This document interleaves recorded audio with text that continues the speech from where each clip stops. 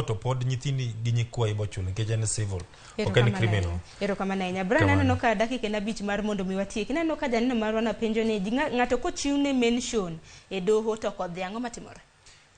Koket ni mention to okidhi kendo ng'enyne koket ni mention mano tiende ni in either in olorni e police station kata in gi bail kata in gi rambun. Ki kondik ni mention to okidhi to the first thing mitimo en ni bail ni mane chulo cha imuonyo. Wawinjre?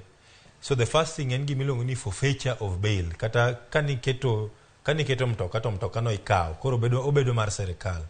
Okay? Kasto gimar ariyo mitimo en ni arrest warrant ichiwo. Wawinjre nikech bail en to ensure ni ibire court.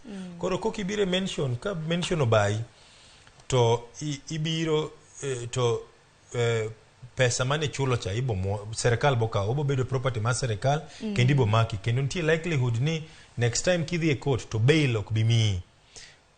To nitie seche moko ma nyalo bedo ni mention no biro kendo mention no dhi to en mana ni tuo otherwise need to attend.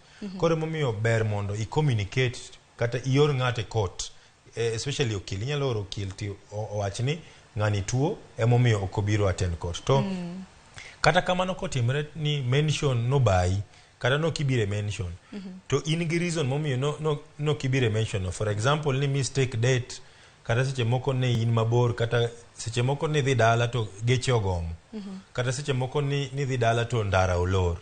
Inyalo biro e court in the earliest day possible to tell court gimomiyo ni biro kendo you can request court to lift warrant